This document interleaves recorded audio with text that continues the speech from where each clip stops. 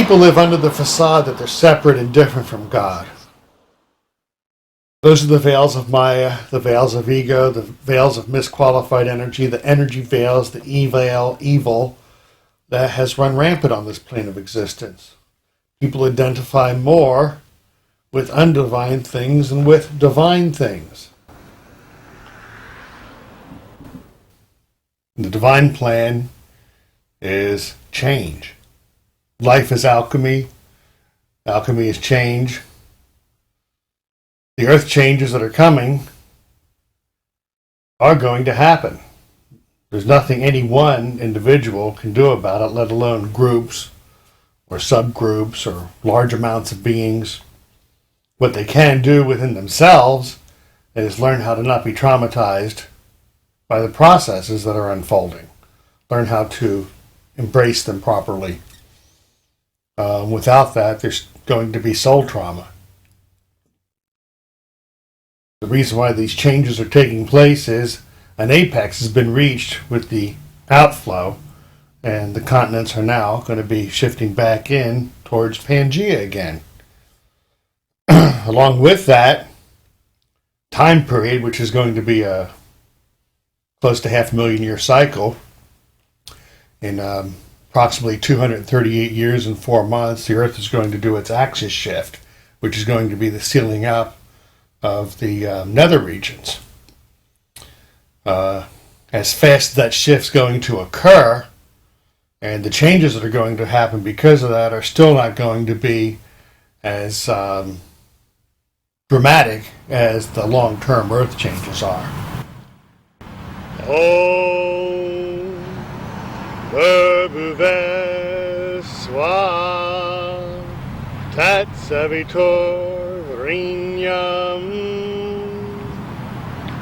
Bhargo Divasya Dhimahi Dhiyo Yo Na Prachodayat.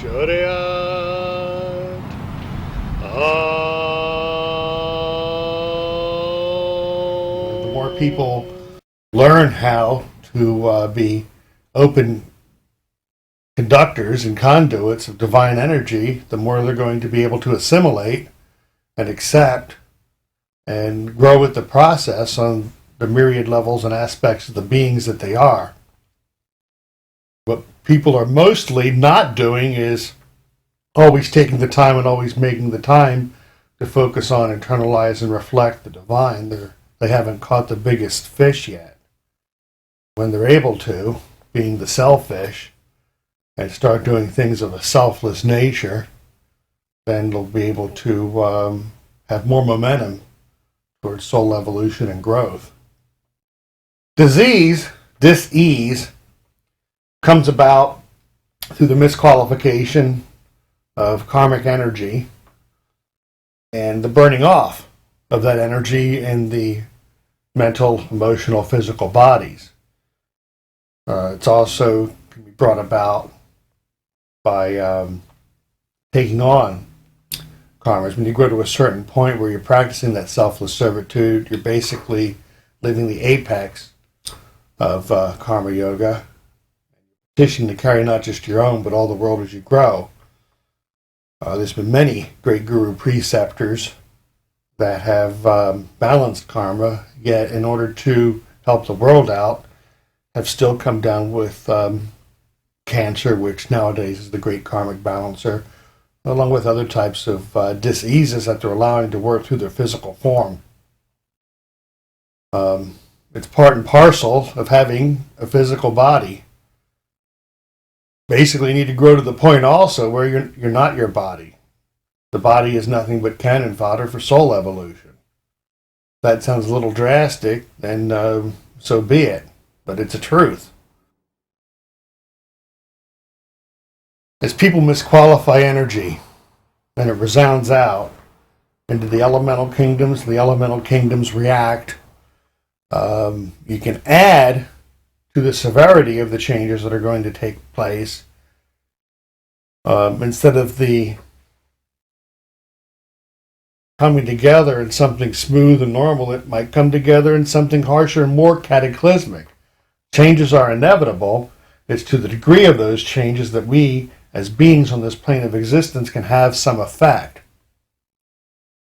When Rama walked the earth, the avatar of preservation, in his principality, which was a golden age, people had symbiotic relationships with nature. It rained when it was supposed to rain, it sunned when it was supposed to sun. Children didn't transition before their parents. Kids didn't run around with guns in schools. Things were in a divine order. Nowadays, people don't know how to work with the elemental kingdoms. People don't take the time to focus on, internalize, and reflect the divine. All sorts of stuff gets put out there that are affecting the youth. Youth are falling prey to it. There's a lack of good parentage, so that misqualification continues. The energy resounds out, gets picked up by the elemental kingdoms, and you have what's called destructive storms in different regions and areas as outcroppings and expressions of that misqualified energy. When Rama was here in that principality, the storms that came never destroyed, harmed, or caused things on a catastrophic nature because of the symbiotic relationship with the elemental kingdoms that was going on at the time. People try to lord over nature instead of work with nature. Nature is a divine teaching tool. Every day a person wakes up needs to be a day of new beginnings on an individual level. Then as others want to, or see that, or want to make change, they can tap into that momentum. As these earth changes occur, hopefully more and more people are going to start having some humility. With that, hopefully, they'll start making the steps necessary to invoke godly change within their lives, to be larger channels and conductors of divine energy flow, to truly love and serve, and protect, and nurture each other in a way to uplift and edify the whole. Without that uplift and edification, of that community holding each other up, you have these gaps and cracks, and people fall through, which hurts everybody. I mean, in duality, as one grows, we all grow. As one falls, we all can fall. The great expression that needs to be extrapolated on is to be in the world, but not of the world. You have a body here, so you're in the world. Your consciousness needs to be that of the higher planes from the ethers on up. The ethers being the starting point of liberation, the monality of love. Then you have the light plane and the higher planes of heaven. And they all correlate to the throat, third eye, and crown chakras. As the Kundalini gradually rises and gets anchored in those higher chakras, not just going there and coming down, then one is able to bring in the divine energy so they're in the world, not of the world. They're not as affected by the world stuff that's going on. They see it for what it is, and they're able to add to the problem solving by being solutions themselves. Once a person grows to the point where they're in more of alignment and more balance, and as they perceive the changes that are going on, it's not going to traumatize them. They're going to embrace it properly, welcome it, and see it for the start of the new age of enlightenment that it signifies and that it truly is. It's the people that haven't caught the biggest fish yet, that still dwell with the I and the me and the me and the me and the me and the me and the me, that are going to be traumatized because they think they're their body, they think they're their job, they have body, job identification, they have emotional identification, they have a mental body identification. They're identifying with everything except whom and what they truly are, which is a molecular flame in the heart and mind of the divine. And until a person starts down that path and wants to truly embrace it, they're going to have a hard time accepting a lot of things, including a lot of things that I'm saying, which I'm really extrapolating on in a very, not to be condescending about it, but in a way that anybody can understand if they're willing to open up and internalize it. Once the golden age has kicked in, the souls that are embodying here are going to have even more soul evolution. There's going to be less misqualification of energy around them. They're going to have better parentage.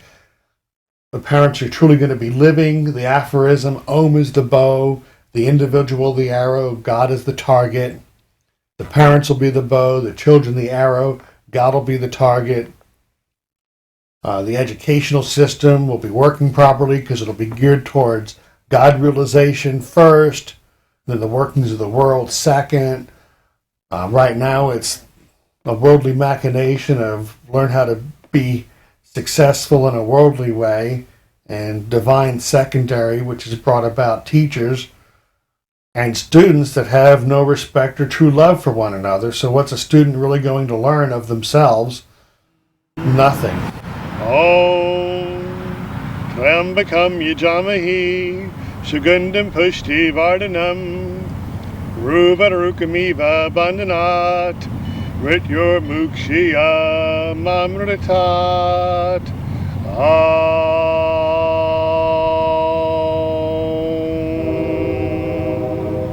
It's important that people are willing to do things for the highest, greatest good God of all. That right there will help them pierce energy veils and ego veils and veils of Maya. They need to have the discernment to understand that. And it's built upon with a growth. And that growth being the desire to have soul evolution, to do things of a selfless nature. And as a result, they're going to be piercing those veils within themselves. The true being that you are is the true being that God is.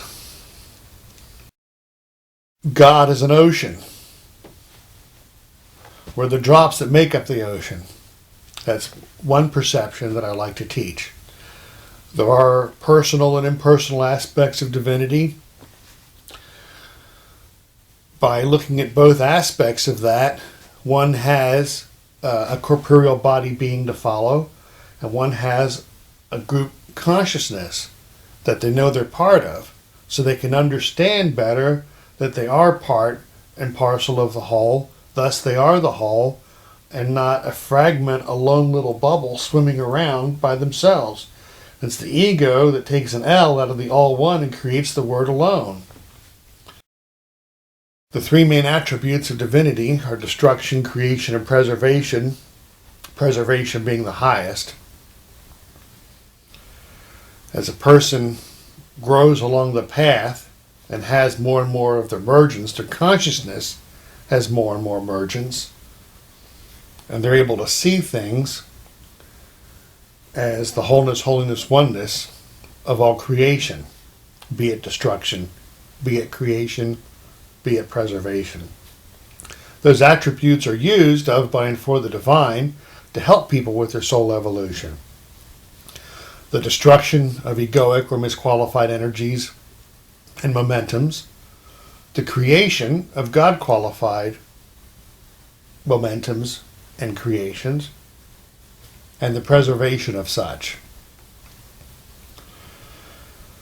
Without the knowledge of the working and the intrinsities of these three main attributes working together, one has a tendency to have an egoic perception and view destruction as evil or energy veiled, not knowing that the divine is the user of all things.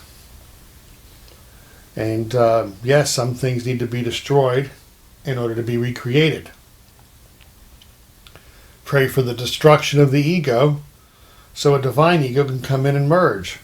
Pray for the destruction of misqualified energy momentums and misqualified karma so you can create God-qualified momentums and God-qualified karma. Then learn how to preserve those. All is attainable with God energy. You yourself have to want to reach those heights. If you want to reach the height of being a CEO, you got to put forth the effort to it. But know this, when you drop your body, you're no longer going to be a CEO. you want to reach the heights of a avatar or a saint or a sat guru, then do the work necessary. And when you drop your body, the work and the momentums that you have on the soul level will be there always, for the soul is immortal. The gains in this plane of existence that one makes are transitory. And if you don't believe me, see if you ever see a U-Haul truck at a funeral.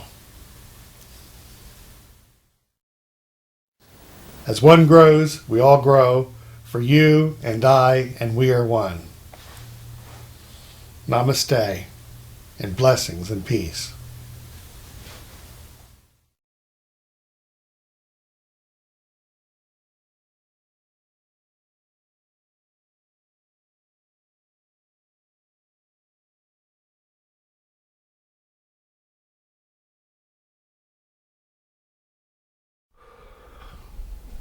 Greetings and namaste. The light in me that is me bows to and acknowledges the light in you that is you. Welcome to the application segment of this video. The application segment of this video is designed to help one build what's called spiritual momentum. Without spiritual momentum, one is like in a bullet that is only moving 12 miles an hour, that would hit a 2x4 fear-based blockage and stop. However, with spiritual momentum, one becomes a bullet moving 12 miles a second, thus piercing through the 2x4 fear-based blockage, which is like Maya, which is like worldly momentums, which is like anything that holds one back from knowing whom and what they truly are. With the spiritual momentum, you gain enlightenment, understanding, wisdom, wise domain. And with that, one is able to add to their life, no matter what they're going through, amounts of love, joy, peace, and acceptance. The application segment of this video has two parts to it. The first part will be hand postures, chakra mudras, that are designed to help open up higher energy centers and put one into a state of receiving. Meditation is the receptive mode. Prayers, decrees, affirmations, mantras are the petitioning mode. So as I work with people, I tell them, put yourself into a state of being open to receive that which you are petitioning for. Thus, you'll have that energy flowing in, near, and around and through you better.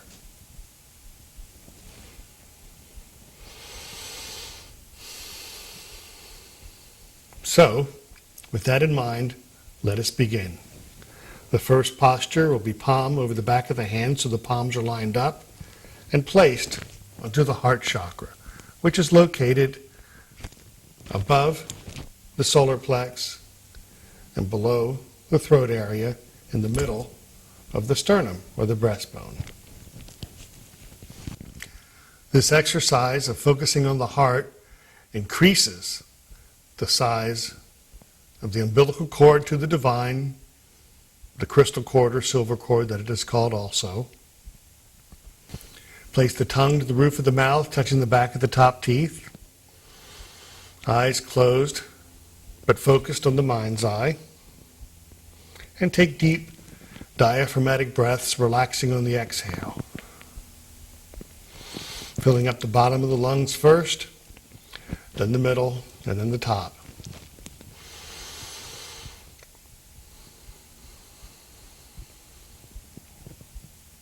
This exercise also increases the size of the holy heart flame from the 1/16 of an inch that it is for most people to a 3-foot large flame. This first one can be done for 5, 10, 15, 20, 30 minutes, as long as you'd like. Individually, the rest of them should be done no less than 5 minutes each.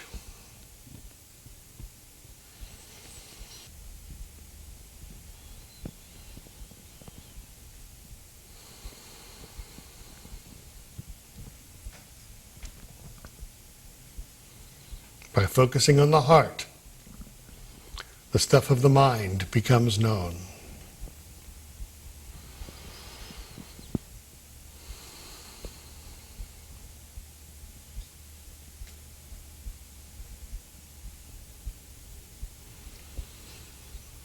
This helps bring into alignment and balance the threefold flame that dwells in the 8th chakra, the secret chamber of the heart, of God power, God wisdom, and God love.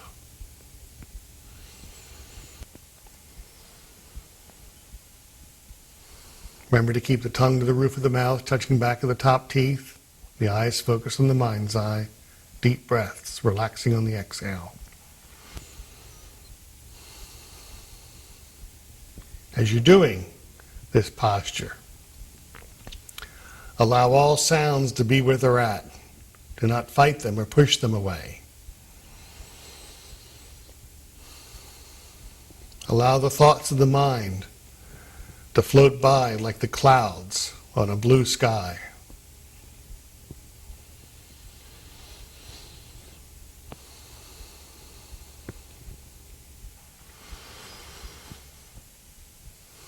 This hand posture also brings about and awakens clairsentience, direct cognition, divine knowingness.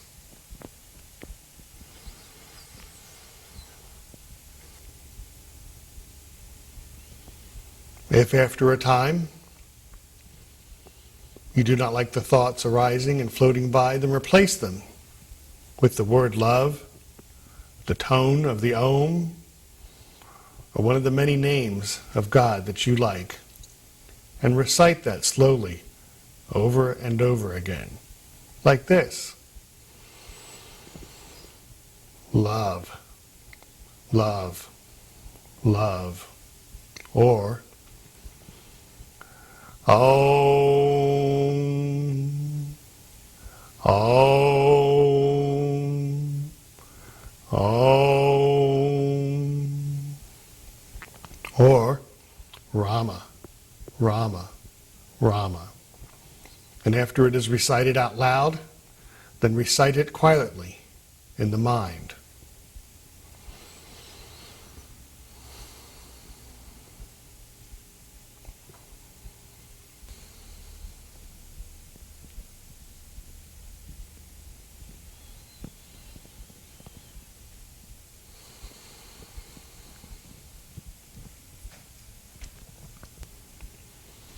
This posture can be done anytime during the day. If you need to take a break from work and go into the restroom and sit quietly and heart connect and do the tongue and eye postures and roll the names of the divine in the mind as a respite during the day, then feel free to do so. You'll find it very refreshing. It'll add to the momentum of the day.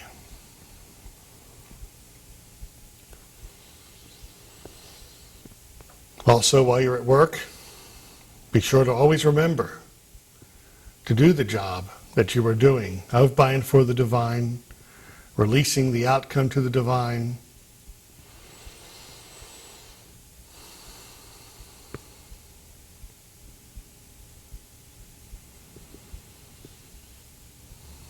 And knowing that whatever you do,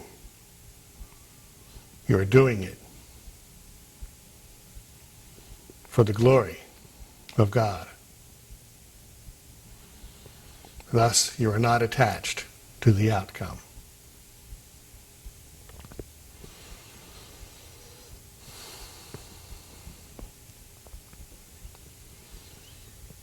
So as you're sitting there in the morning and in the evening, and you've tuned in to the Holy Heart Flame, and you've done the minimum of 5 minutes, know that growth is occurring.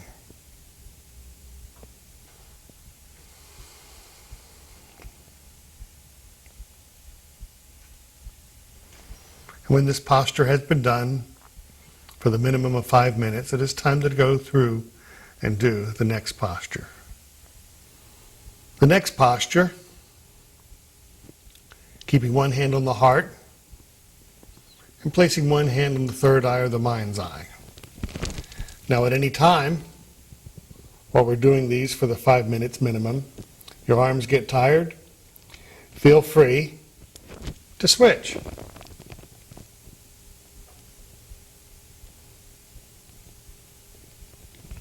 Basically, this one helps focus energy onto the third eye, which helps bring into balance the right and left hemispheres of the brain. So you're using both the creative and the analytical aspects evenly. Without that, you may be too far on the creative side and miss the analytical aspects of problem solving. Or you're too far on the analytical side and you miss the creative aspects of problem solving.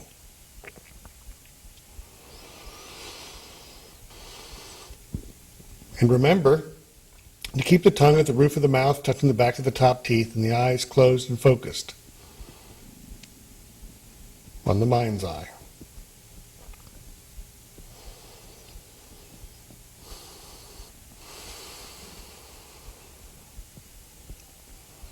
This also helps awaken and activates the pituitary gland, the master gland of the endocrine system.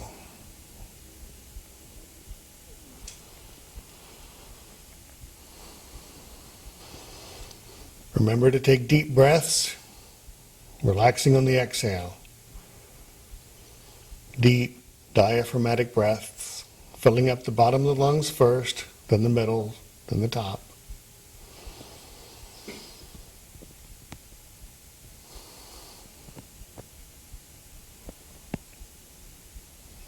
And when this posture has been done for the minimum of 5 minutes, keeping one hand on the heart,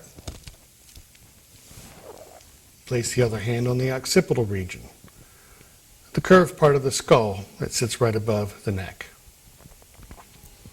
Always remembering to keep the palm, where the minor chakras are located at, onto the major chakra points that you're placing your hand on. This still works with the polar point of the third eye and also with the medulla oblongata, the God part of the brain. An activated medulla oblongata means you'll need less sleep, less air, less food.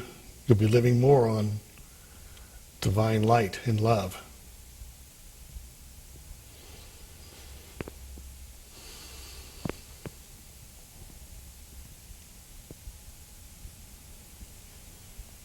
And remember, if your arm or arms should be getting tired and you can't do the full 5 minutes without making some adjustments, that's okay. Eventually you'll be able to.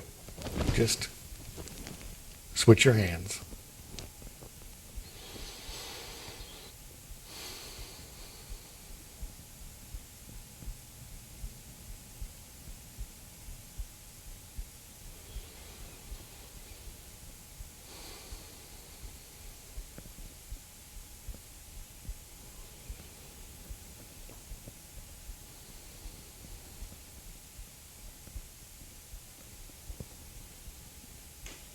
And once the 5 minutes is up, with this hand posture, and keep one hand on the heart, and put one hand on the crown chakra, at the apex of the skull. Remembering to focus the palms of those individual energy centers.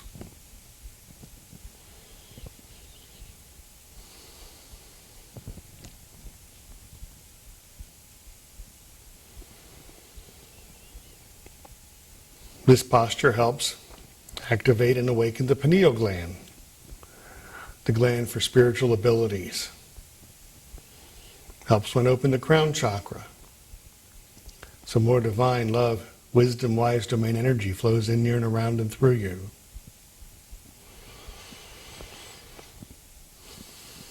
By focusing on the crown, one can gain heavenly insight.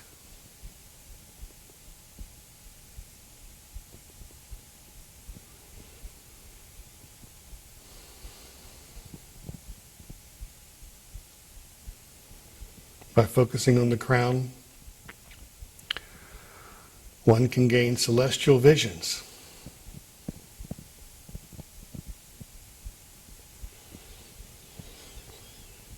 And by focusing on the crown, one can gain visions of their own chosen aspect of divinity.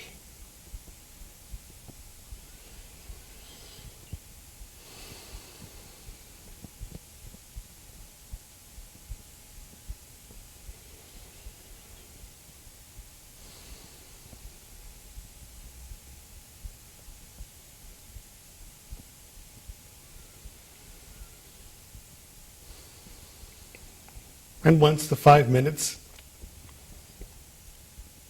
is through for this posture, place one hand on the heart and one hand on the throat. This is the final hand posture to open and activate the throat chakra, the communication center, the first point of liberation, where divine love resides.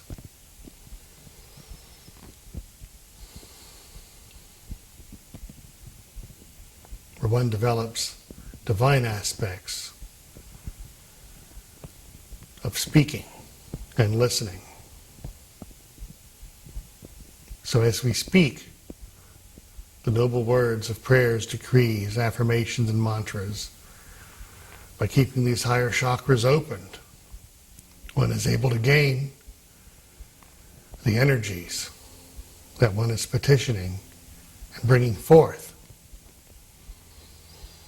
onto this plane of existence through the four lower bodies, the spiritual, mental, emotional, and physical.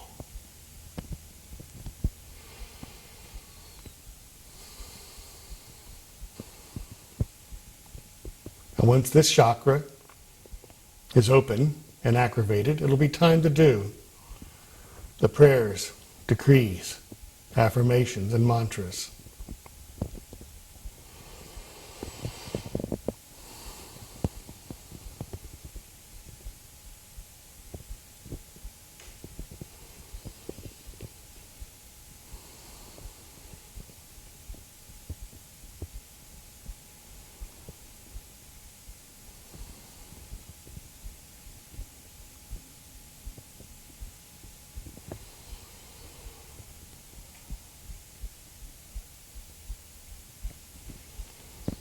And once the 5 minutes is done on the heart-throat connection, keep one hand on the heart, and with the other hand, hold up the insert that is in this video, and take the time to read out loud the prayers, decrees, affirmations, and mantras.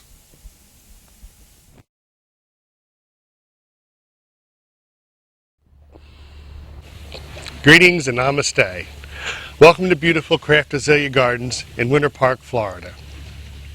This next segment of the video is to help one build spiritual momentums. In the previous segment, I had you doing what was called chakra mudras to open up the energy centers of the major energy points, the higher chakras of your lower spiritual, mental, emotional, physical form.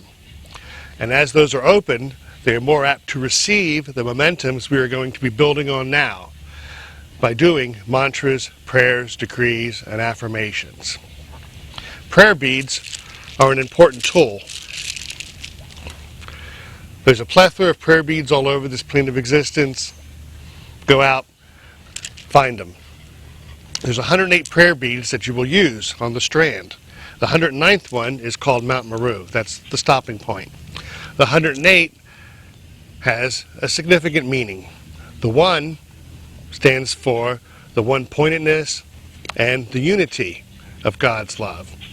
The 0, or the O, stands for the wholeness, holiness, oneness of all creation. And the 8 stands for the infinity of God's love.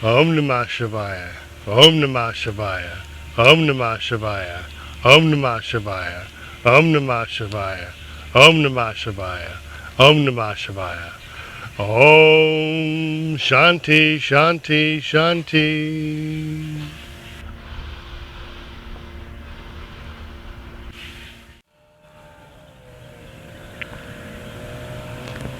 Having done mantra and japa yoga for as long as I have, I've built up such a momentum that even just doing one rounds or a few Om Namah Shivayas puts me into that space of centricity, bliss, and contentment. You too, through building up spiritual momentums, can get into that space no matter what's going on in the world around you. You can become that eye of the hurricane.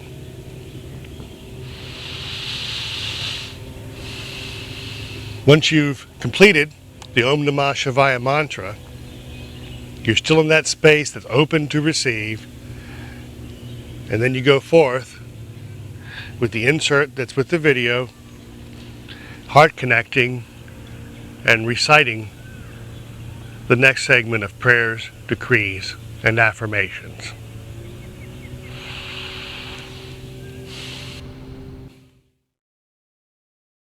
Once the hand postures and chakra mudras have been done, you're open to receive the prayers, decrees, and affirmations that you're going to be speaking into fruition.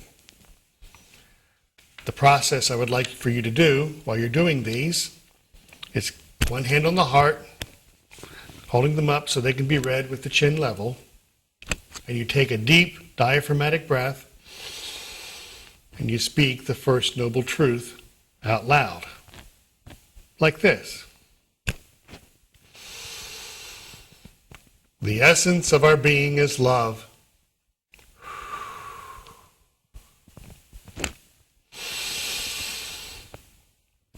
I am love.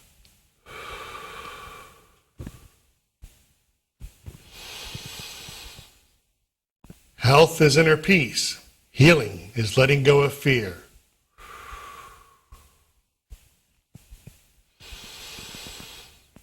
I am health. I am inner peace. I am healing. I am letting go of fear.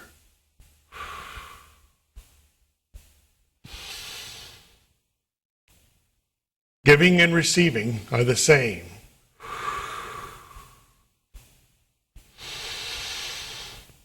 I am giving. I am receiving.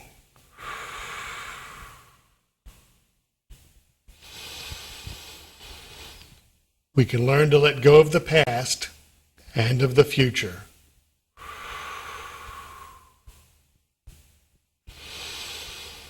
I am letting go of the past. I am letting go of the future.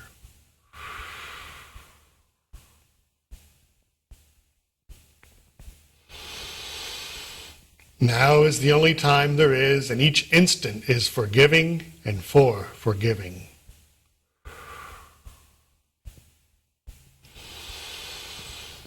I am dwelling in the eternal now.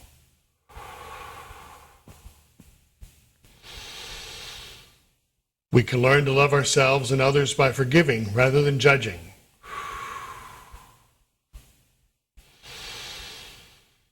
I am loving myself. I am loving others. I am forgiving. I am releasing the judgment of others. We can become love finders rather than fault finders.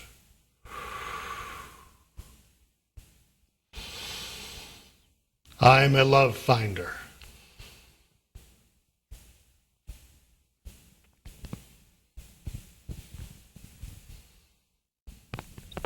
It is important to remember while you're doing these. You take the deep breath, speak the truth, exhale, release all the air you can. Take another deep breath, speak the truth.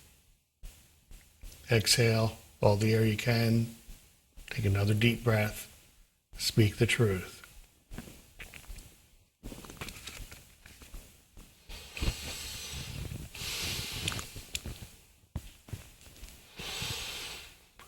We can choose and direct ourselves to be peaceful inside, regardless of what is happening outside. I am peaceful inside. What happens outside is of no consequence.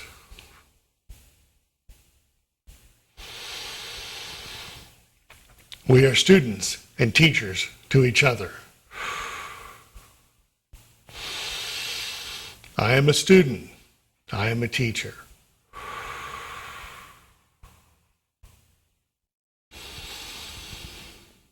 We can focus on the whole of life rather than the fragments.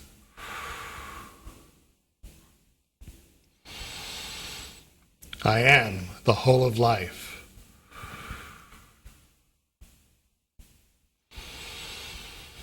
Since love is eternal, death need not be viewed as fearful. I am love. I am eternal. We can always perceive ourselves and others as either extending love or giving a call for help. I am perceiving myself and others as extending love or giving a call for help.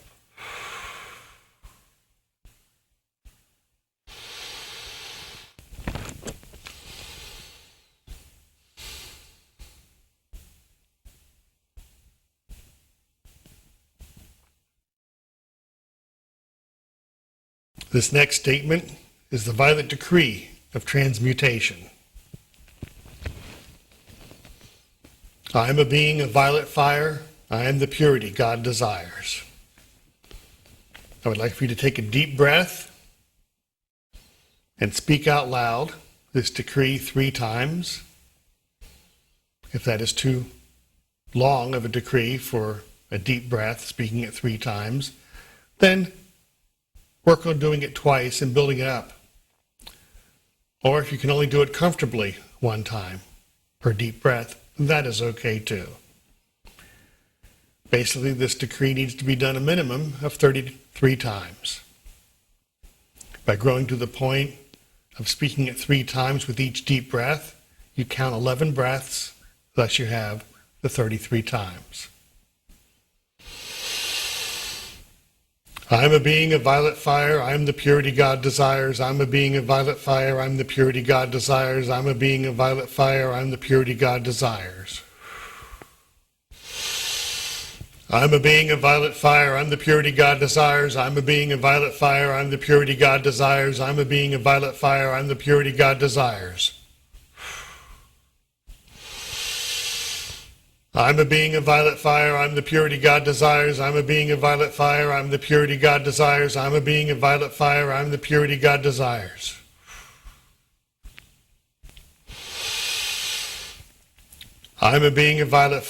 purity God desires. I'm a being of violet fire. I'm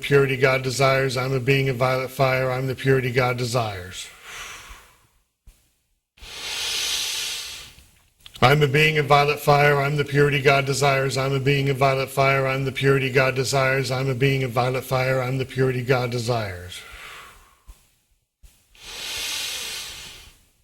purity God desires. I'm a being of violet fire. I'm the purity God desires. I'm a being of violet fire. I'm the purity God desires. I'm a being of violet fire. I'm the purity God desires. I'm a being of violet fire. I'm the purity God desires. I'm a being of violet fire. I'm the purity God desires. I'm a being of violet fire. I'm the purity God desires. I'm a being of violet fire. I'm the purity God desires. I'm a being of violet fire. I'm the purity God desires. I'm a being of violet fire. I'm the purity God desires. I'm a being of violet fire. I'm the purity God desires. I'm a being of violet fire. I'm the purity God desires. I'm a being of violet fire. I'm the purity God desires. I'm a being of violet fire. I'm the purity God desires. I'm a being of violet fire. I'm the purity God desires.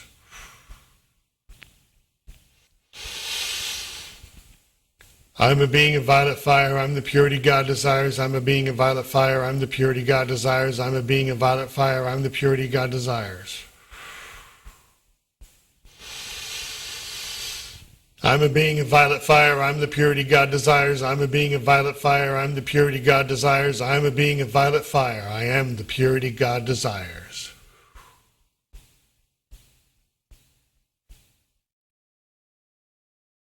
The effective prayer. Remember, take a deep diaphragmatic breath. Speak the truth. Relax on the exhale. Deep breath. And continue on. I am releasing all that I am, all that I have, and all fear energy to the Christ light. I am accepting God's holy energies in return, filling all voids in the being that I am.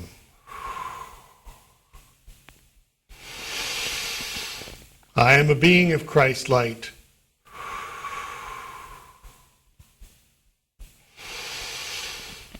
I am radiating Christ light from the heart center throughout the being that I am.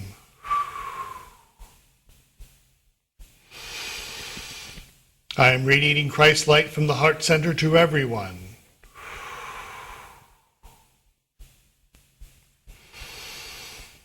I am radiating Christ light from the heart center to everything.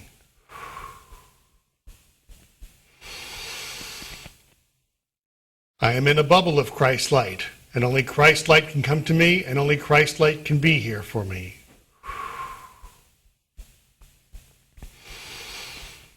Thank you, God, for everything, everyone, and for me. Yay.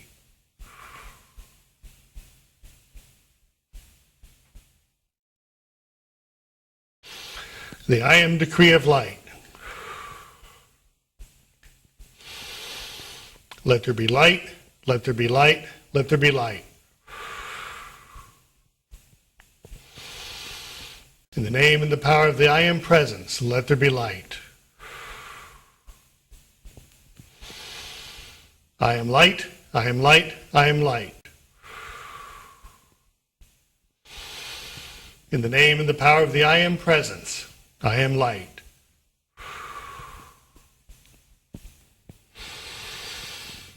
I am creating and manifesting light in the spiritual bodies I have. I am creating and manifesting light in the spiritual bodies I have. I am creating and manifesting light in the spiritual bodies I have. In the name and the power of the I am presence, I am creating and manifesting light in the spirit that I am. I am light, I am light, I am light. In the name and the power of the I am presence, I am light. I am creating and manifesting light in the mental body I have. I am creating and manifesting light in the mental body I have. I am creating and manifesting light in the mental body I have. In the name and the power of the I am presence, I am creating and manifesting light in the mental body I have. I am light, I am light, I am light. In the name and the power of the I am presence, I am light. I am creating and manifesting light in the emotional body I have. I am creating and manifesting light in the emotional body I have. I am creating and manifesting light in the emotional body I have. In the name and the power of the I am presence, I am creating and manifesting light in the emotional body I have. I am light, I am light, I am light. In the name and the power of the I am presence, I am light. I am creating and manifesting light in the physical body I have. I am creating and manifesting light in the physical body I have. I am creating and manifesting light in the physical body I have. In the name and the power of the I am presence, I am creating and manifesting light in the physical body I have. I am light, I am light, I am light. In the name and the power of the I am presence, I am light.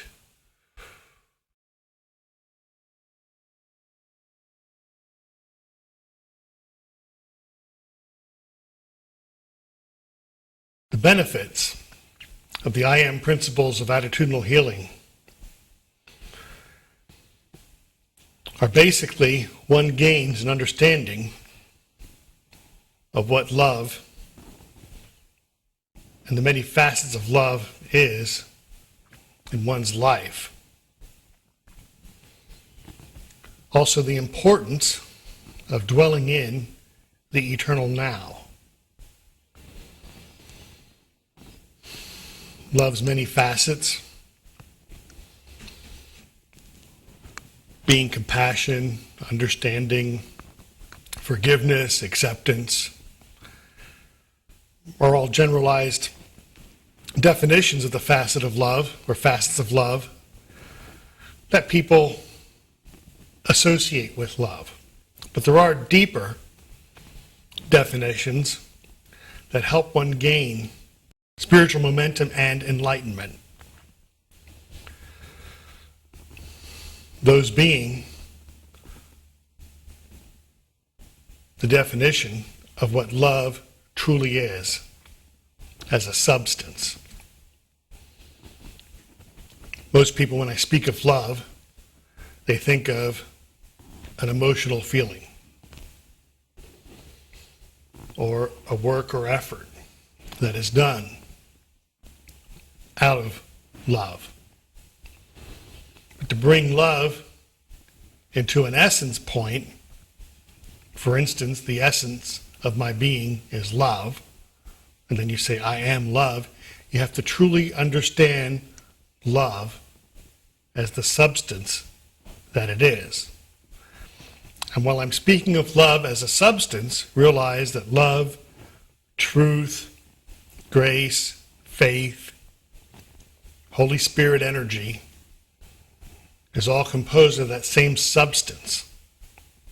It makes up the quarks, which makes up protons, neutrons, electrons, which makes up atoms, molecules. All substances and matter are composed of this love substance energy. The air is gaseous love. Solidified love. The blood that flows through our veins, the water that we drink, is liquid love. When you start viewing love as a substantive energy, you'll start realizing whom and what you truly are as the essence of our being, of my being, is love. I am love. The more you view yourself as that God substance, extension of God love energy that you are, the more your actions are going to correlate and follow. Giving and receiving are the same. Inflow equals outflow. Whatever you give off returns to you. It's a statement of karmic cause and effect. You grow to the point where you're dwelling with such a love emanation that even though the whole world may be arrayed against you and dishing out massive amounts of misqualified fear-based energies towards you, you grow to the point where you're still able to respond with such a strong transmutative force that what you're going to be feeling on the within is still going to be those love emanations. Also, by building up a momentum of understanding the importance of radiating love out, you're going to be part of a solution instead of part of a problem. Now, love being multidimensional and multifaceted needs to be understood as a strong stand, which others who are still suffering from worldly traumas might misconstrue as not being of love. It is, in fact, of love. Discipline is of love. Strength is of love. This is where discernment comes into play. And by building up spiritual momentum, focusing on the higher chakras, one brings about aspects of God power, God wisdom, and God love in their life, so they have a better understanding with that discernment of the differences between too far to the right, too far to the left, missing centricity.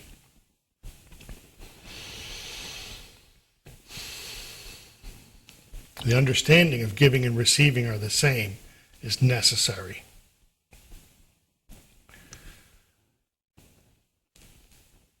In the apex of Kali momentums that we're in right now, the Kali age being one of decline and destruction, new karmas are being created. New misqualified energy actions are being created. And so many people are walking around being lambasted by worldly momentums, thinking, what have I done to deserve this? Sometimes it is from a past life or present day karma. More often than not, nowadays, a lot of it has to do with new misqualified karmic energies that are being created. Once more, making it even more important for a person to understand that giving and receiving are the same, to keep them in the mode of being part of a solution.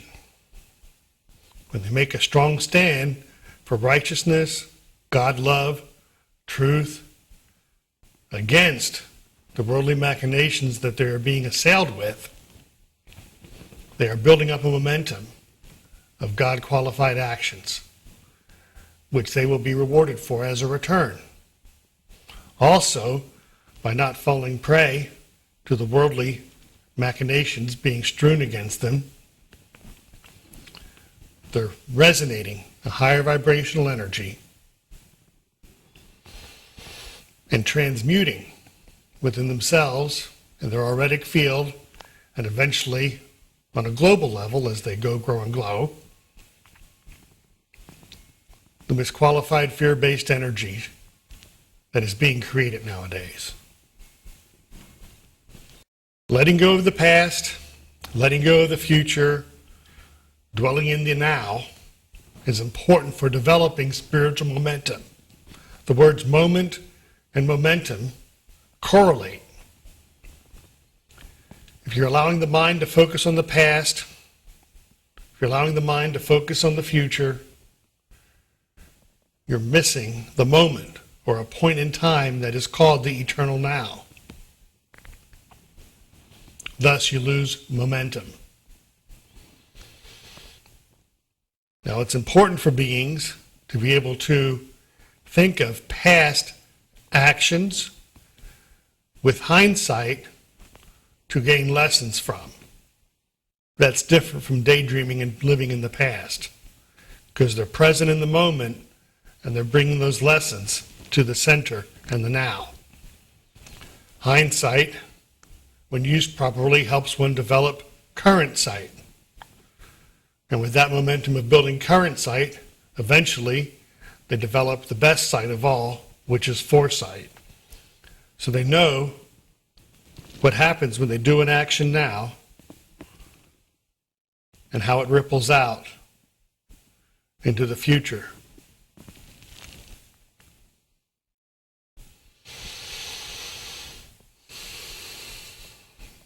The I Am principles, it talks about the releasing, the letting go, and the releasing of the judgment of themselves and others.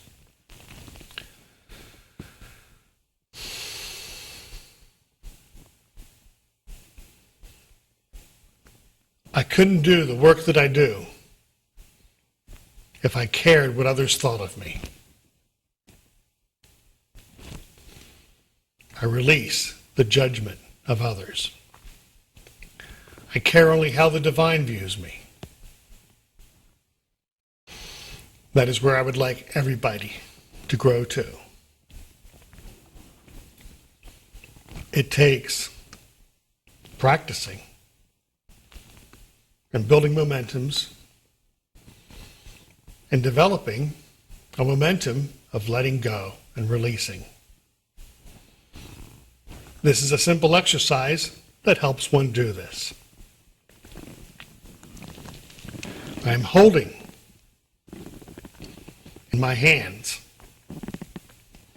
person, place, thing, event, situation that I choose to release. And I'm holding that in the light of God's love. I raise it up to my heart chakra. And I'm holding this person, place, thing, event, situation in the light of God's perfection. I raise it up to the crown, and I am releasing this person, place, thing, event, or situation to and for the highest, greatest, good God of all. So you hold it in the light of God's love, you hold it in the light of God's perfection, and you release it for the highest, greatest, good God of all. That simple exercise helps one develop the momentum of releasement. For instance, let's say you have a ton of things that you need to forgive. Forgivement, releasement, to let go of, it's all one and the same. To me, the best definition of forgiveness is to let go of. And when you first start this exercise, you can only let go of maybe a pound at a time. And you might have to forgive that same thing 1,000 times, but each time you do it, you get better at it. And then eventually, a new situation arises, but you've built up a momentum of releasement and forgiveness and letting go of. And now you're able to do, instead of 1-pound blocks, 50-pound chunks. And eventually, 100-pound chunks, until a situation arises and you can just let go of it all at once. You might think this is a cliche, but practice does make perfect. I say practice leads one to perfection. Building these spiritual momentums leads one to perfection. And please remember that perfection, the journey or the road to perfection, is all one and the same. And a perfect life is a life where a being obtains soul evolution through getting the lessons that they're here to get. By looking at perfection as the road and the path and the goal, and knowing that perfection is leading a perfect life, and that a perfect life to the divine is a being that is putting forth the effort to, as I say, go, grow, and glow, obtain the lessons, work on balancing karmas, then the life that you're here living is a worthwhile life. You're choosing to live the true V, which is the majority of the attention and energy and effort put forth into the higher or inner planes, and just enough effort to be that dot of the V for what's going on in this temporal plane of existence. More often than not, most people live the upside down V, which does not lead one to victory. They're focusing too much on the lower or outer planes, this third dimension, and only a little bit on the higher and inner planes, where the true self, the God self, the divine one dwells. When you're leading the perfect life, victory is assured. The 12th principle, the principle of attitudinal healing, specifically states, receive yourself or others as either extending love or giving a call for help. As a spiritual aspirant, adept, novice, it's real important that you learn this lesson. For you are a sapling. And as that sapling, you need to be nurtured, protected, fed and watered properly, so that way you can eventually grow into that large tree in the forest that supplies food, clothing, and shelter for the beings of the forest. But if that sapling isn't nurtured or protected or fed and watered properly, it gets devoured by the beasts of the forest. At this point in one's soul evolution, the best thing to do, invoke discernment as often as you can. If you perceive a being that's giving a call for help, and that call for help is detrimental to yourself, spiritually, mentally, emotionally, or physically, then please withdraw yourself and know that you can still be there for that person by releasing them, sending them high vibrational love energy, thinking good thoughts for them, and aiding them in their soul evolution from a distance.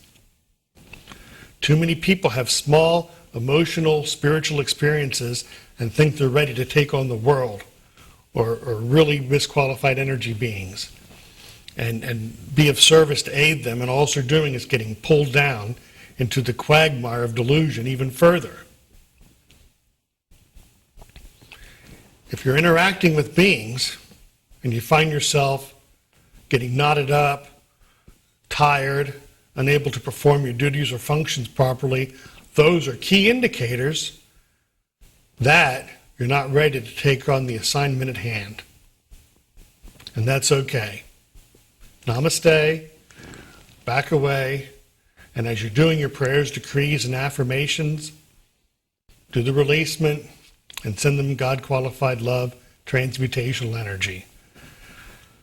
They may not be receptive for it right away, but eventually, if they have enough humbling experiences in their life and they finally hit their knees and cry out, my God, my God, my God, all that energy that's resounding around the globe that people have put forth is going to get funneled in on them and truly aid them with the blossoming of their soul evolution.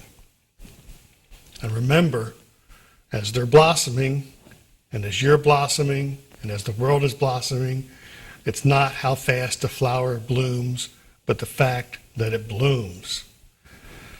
Be patient with yourselves while you're doing these processes and procedures.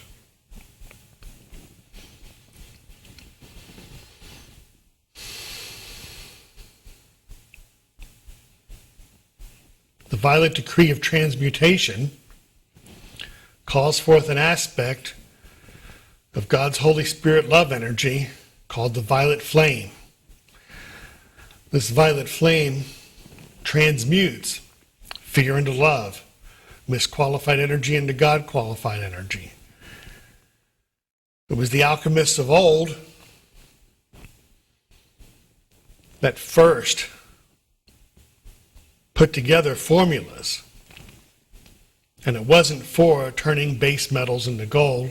It was for the renewal of the mind, turning the fallen gray matter of the brain back into the gold matter of illumination. That's what the violet flame does. Helps renew the mind, helps renew the emotions, helps renew the body, helps clear up misqualified karmic energies. It truly aids you in your soul evolution. Doing it a minimum of 33 times represents the three sides of a triangle with the three sides of a triangle. Basically, this and this, the Star of David. Putting those two triangles together, creating that six-pointed Star of David, which represents, as above, so below, the manifestation of heaven on earth within the being that you are. The effective prayer is a prayer and statement of releasement, the acceptance of God's energies to help one go, grow, and glow, the radiation out of that energy from the Holy Heart Center to build up and fortify the aura, to send that love energy out to all those that are near you, within your circle of friends and family, and even on into the community and the block, cities, states, the world. And as you're outpouring that out, you're transmuting anything that might be of a misqualified nature that's trying to head in on you. I have found, by working with different peoples of different religious natures, that you can substitute the Christic God avatar with other names of God and still get phenomenal results. There's Buddha light, Kuan Yin light, Krishna light, Allah light, Christ light. All names belong to God.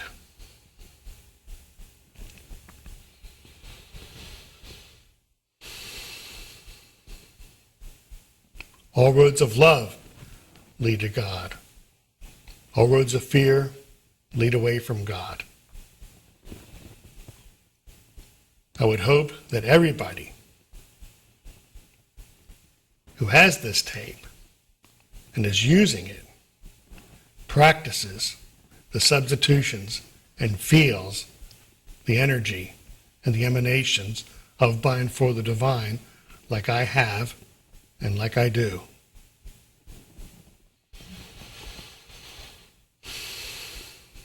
The I am decree of light calls forth light energy, which is God's love and information.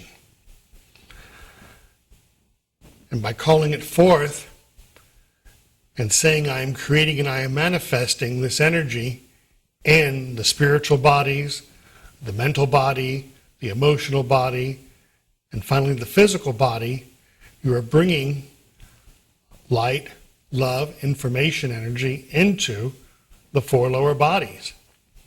When that is done on a regular basis and that momentum is built and that energy gets strong enough, growth occurs. As those bodies get purified with that love, light, God information energy, they come into better balance and alignment, thus the higher self, Holy Christ self, God self that you truly are, will start flowing in, near, and around and through the lower bodies. Not just resonating in the ethers, light, or heavenly planes, but truly being made manifest in the astrals and in the physical planes.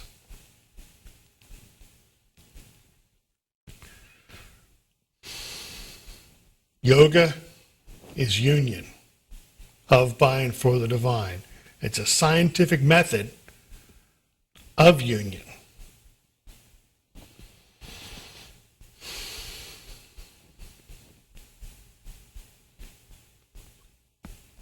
As you're doing the spiritual disciplines, as you're doing the meditations, as you're reading books on enlightenment, as you're putting into play the yogas of devotion, discernment, discipline, and servitude, know that with every step that you take, with every millimeter growth that you make, you're getting closer and closer and deeper set in union with whom and what you truly are.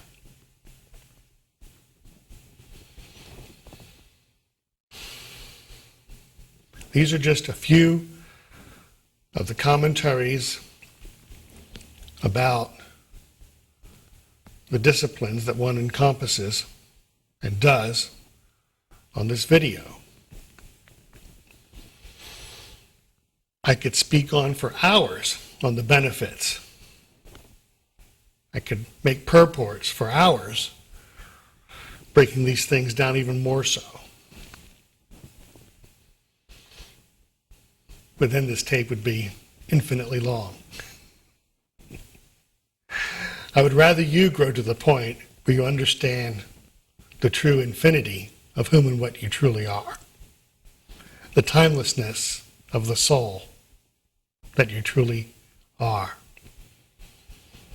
and the extension of God that you truly are. For each one of us is the Alpha and the Omega. And as I told my students, I'm on the Eternity Plus program. That means I have all eternity and then some.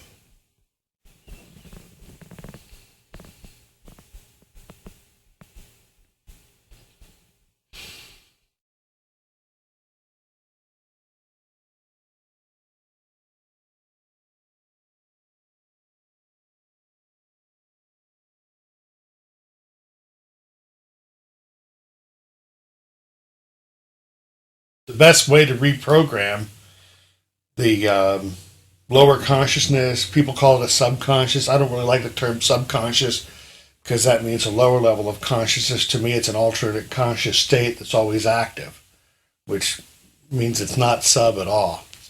But in order to get that reprogrammed, one has to take the steps to open up for divine mind to come in to rearrange whatever imprints that are not of a divine nature. That's done through prayers, decrees, affirmations, meditations, basically practicing and applying the four main yogas of devotion, discernment, discipline, and servitude.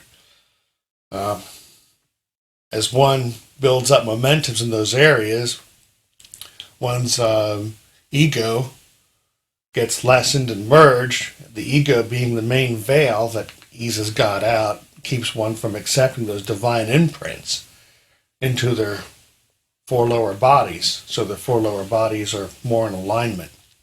Without the lower aspects of the spiritual or astral bodies and the astral counterparts of the mental, emotional, physical being not being in alignment, you don't have as much conductivity, conduity, and the divine imprintation is a trickle instead of a large tube.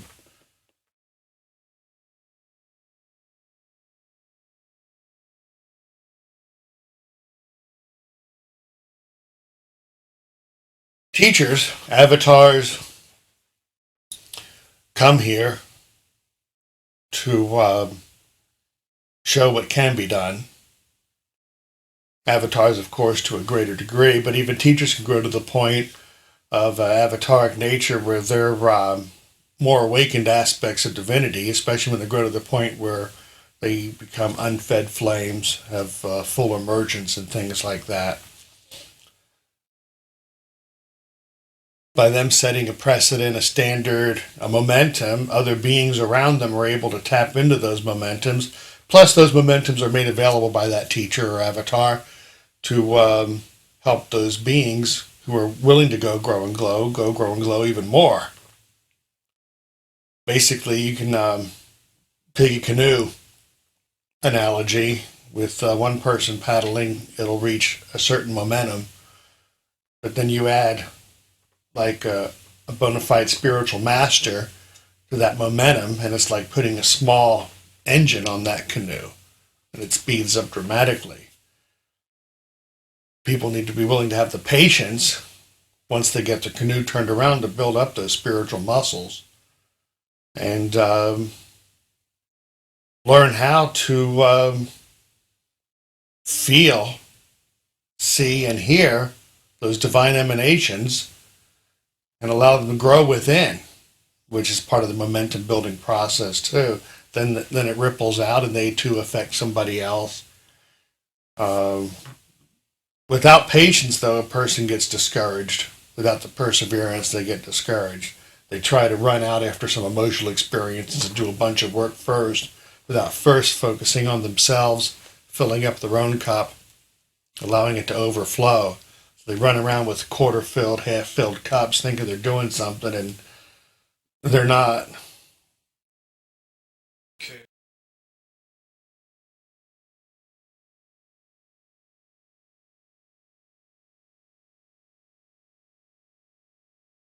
I'd like for people to pick up a Webster's dictionary and read the definition of society.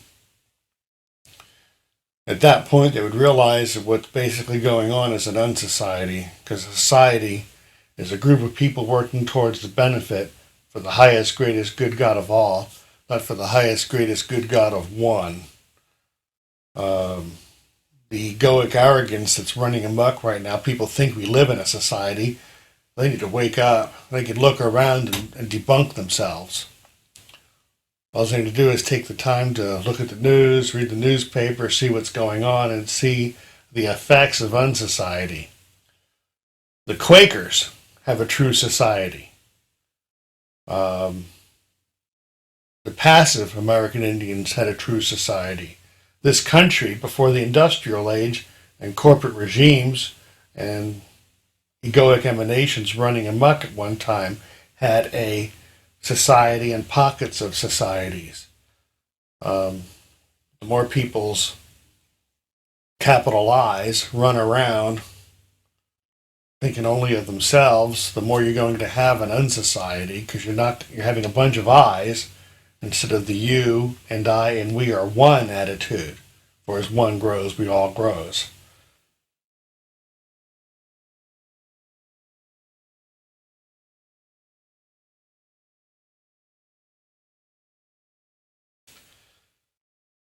As our conductivity and conduity go, grow, and glow and get larger, we receive more and more divine energy. God's the doer of all things, so therefore all things are possible.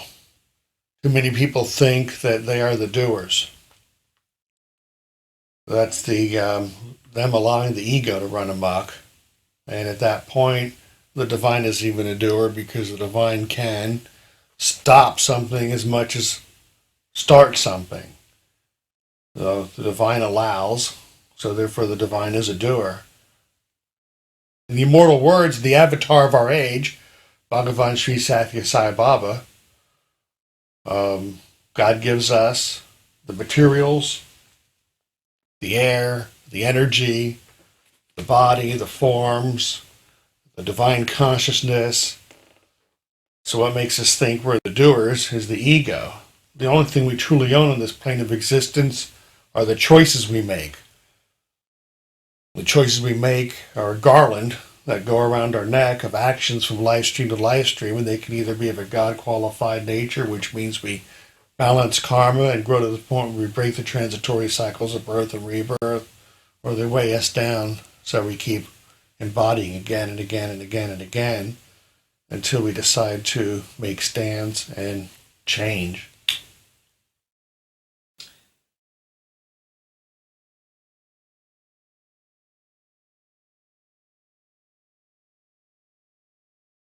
It's real important and imperative that that momentum building process doesn't backslide.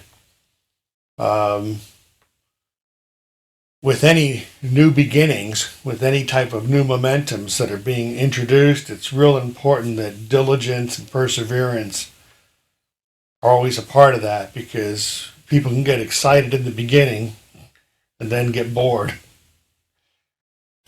As one internalizes more of that energy, one builds momentums, and as those changes take place and those new beginnings start, the more apt to build on themselves, the way a snowball turns into a boulder as it goes downhill.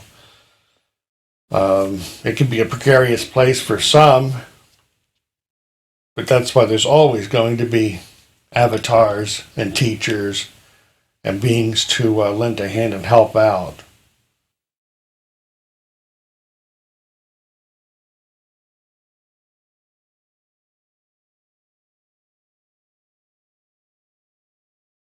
The major healing that needs to take place after the individual gets into alignment, as I spoke of earlier, the four lower bodies, the lower aspects of the spiritual, the mental, emotional, and physical, then that person, being part of a solution, can go ahead and learn how to work with the elemental kingdoms, and sending out the violet flame of transmutation, the green ray of healing, the white ray of purity, balance, divinity, and love, basically using the seven rays.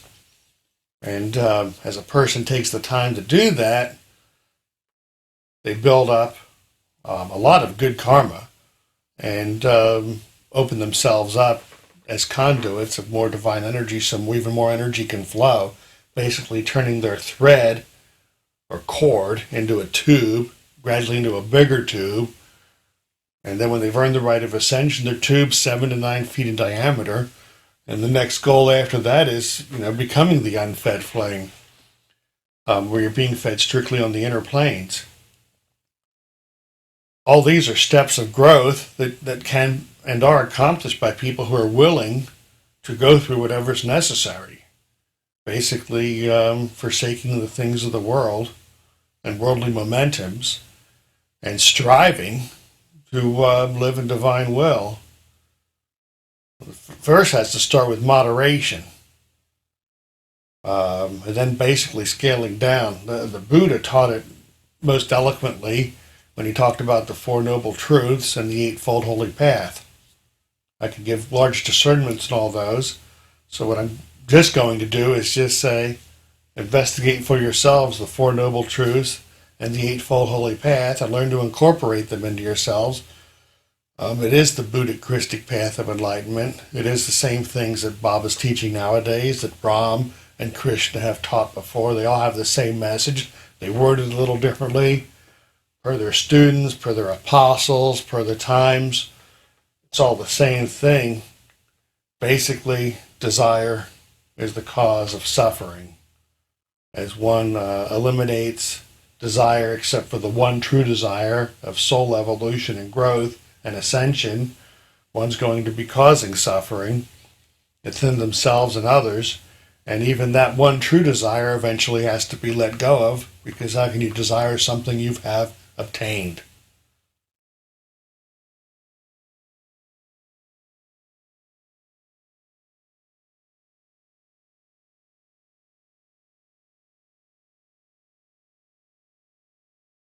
Light is God's love and information. That being a truth, light is a seed of God love and information. If the individual takes the time to make themselves fertile soil, then that divine seed grows. Seeds fall on everybody. If a person is a boulder and realizes they are a boulder and do the steps necessary to crush that rock and turn it into finer material that the seed can work into, then take the time to add nutrients to that dust and water to turn it into a soil, then growth is going to occur there. But if the boulder, ego, remains a boulder, then nothing is going to change there. It's up to the individual. All are called, few are chosen. The individual does the choosing to become what type of soil to allow the divine to grow within them. God wants everybody.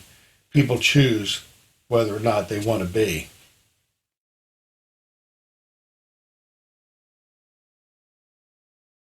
After using the tools on this video and gaining some growth, if you'd like to grow even further, then please feel free to get in touch with me.